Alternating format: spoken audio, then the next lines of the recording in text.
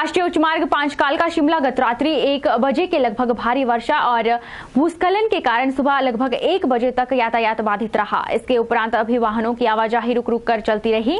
यही नहीं, कालका शिमला रेलवे मार्ग पर भी जगह जगह ल्हासे आने के कारण रेलवे मार्ग भी पूरी तरह से बाधित रहा।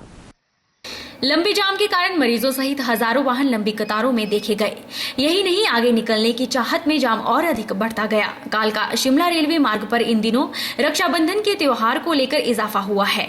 महिलाएं अपने भाई के घर जाने के लिए रेलवे का भी सहारा ले रही हैं, लेकिन रेलवे मार्ग पर जिला सोलन में जाबली के समीप कोटी, सनवारा, धर्मपुर व बड़ोग स्थान पर ल्हासे गिरने से रेलवे के चक्के भी जाम है, जिससे बाहरी राज्यों सहित आज शनिवार के दिन रक्षाबंधन को अपने मायके जा रही महिलाओं सहित उनके बच्चे भी रेलवे व विभिन्न वाहनों में परेशान होते देखे गए।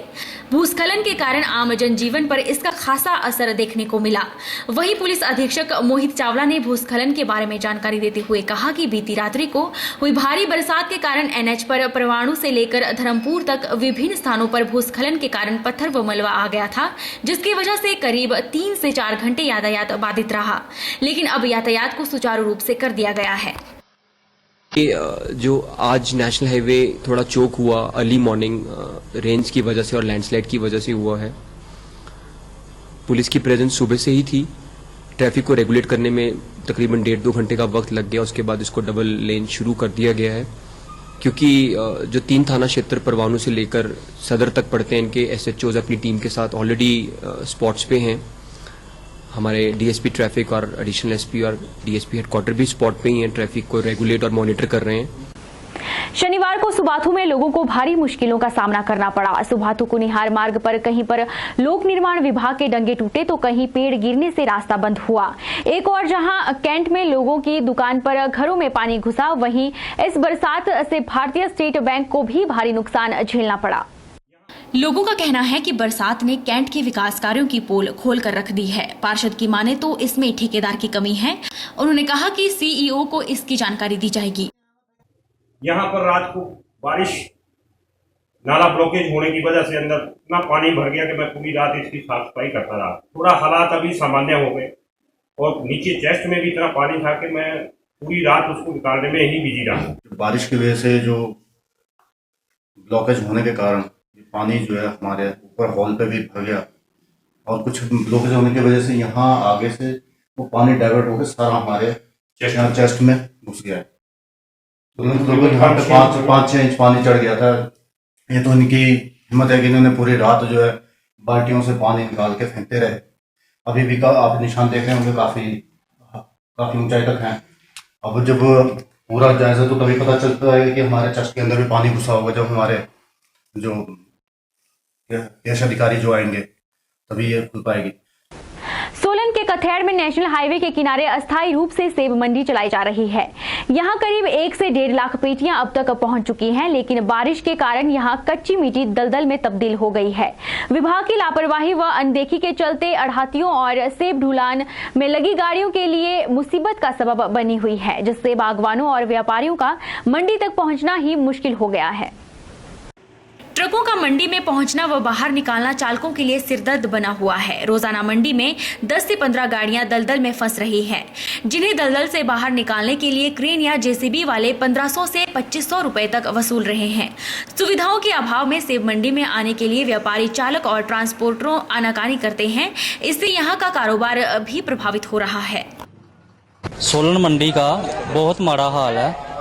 चिकड़ा मंडी में गाड़ियां फंस रही हैं। जेसीबी को 1500 रुपया दे के गाड़ियां निकाल रहे हैं। पानी की बहुत दिक्कत है, शौचालय की बहुत दिक्कत है। बहुत ही माड़ा हाल है सोलन मंडी का। हमारे को यहाँ पे एक दिक्कत आ रही है कि हमारी हर रोज गाड़ी यहाँ दिन पे दिन मेरे ख्याल 20-30 गाड़ी रोज फंसती है, जिसको क्रेन बुलाने के लिए हमारे को 5-5 घंटे का इंतजार करना पड़ता है और उसके लिए हमारे को पैसा भी देना पड़ता है। हमारे नीचे से गाड़ी आनी बड़ी मुश्किल हो रही है। हर एक आदमी कहता है हम सोलन मंडी में नहीं जाएंगे क्योंकि वहाँ पे गाड़ियां फंसती हैं। वही सेब के व्यापारियों और ट्रांसपोर्टरों का कहना है कि वह सेब की खरीद के लिए यहां आते हैं, लेकिन यहां की मंडी की हालत इतनी खस्ता है कि मंडी पूरी तरह से दलदल में तब्दील हो चुकी है। वही मंडी में न तो पीने के पानी और न ही शौचालय का प्रावधान किया गया है। मंडी में ट्रकों के फंसने की समस्याएं आम हो गई हैं। ट्रकों को मंडी से बाहर निकलवाने के लिए मजबूरी से क्रेन व जेसीबी का सहारा लेना पड़ता है, जिसकी वजह से उनको नुकसान हो रहा है। व्यापारियों ने प्रदेश सरकार व मंडी समिति से इस मंडी की हालत को सुधारने की मांग की है ताकि बाहर से आने वाले व्यापारियों को परेशानी न हो।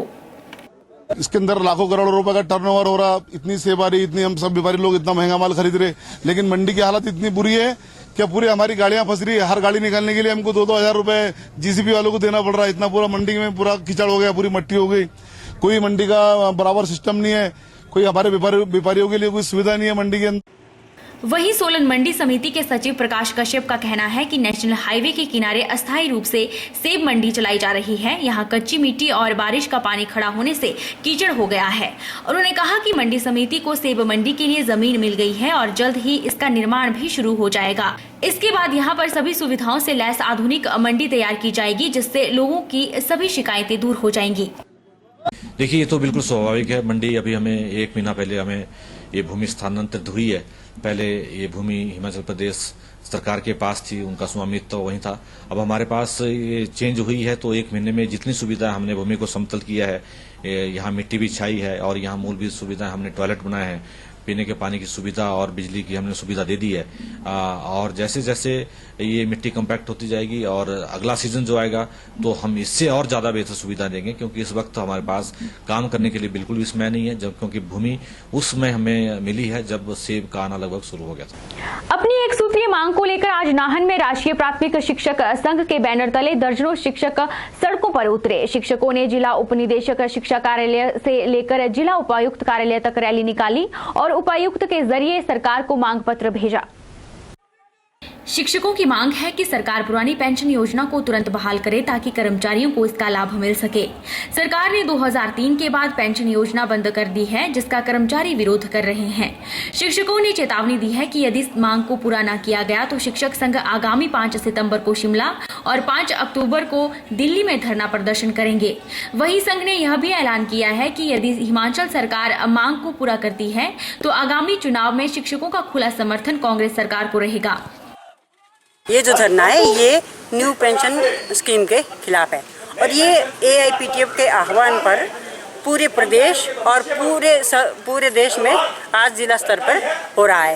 ये धरना जो है वो हम जो है वो न्यू पेंशन स्कीम के खिलाफ दे रहे हैं और हम लोग चाहे हिमाचल है चाहे सेंट्रल सरकार है, हम सबको सचेत करना चाहते हैं कि जो हमसे टकराएगा उसको हम जो है वो आगे सरकार नहीं बनाने देंगे। ये हमारी सबसे बड़ी मांग ये होगी, जो हमारे जो कर्मचारी भाई जो न्यू पेंशन स्कीम के दायरे में आते हैं, उनको जो बुढ़ापे का सहारा होगा, उनको जो पेंशन नहीं मिलेगी उसका हम पुरजोर विरोध करेंगे। उसके लिए उसके पश्चात हम अक्टूबर में दिल्ली के 5 अक्टूबर को जंतर मंतर पर ये हमारा एक विरोध प्रदर्शन होगा, बहुत बड़ा धरना होगा, जिसमें हिमाचल प्रदेश से कम से कम 5,000 कर्मचारी जो उस प्रदर्शन में भाग लेंगे। वक्त चला है छोटे से ब्रेक का। ब्रेक के उस पार फौरन लौटेंगे, आप बने रहिए हमारे साथ।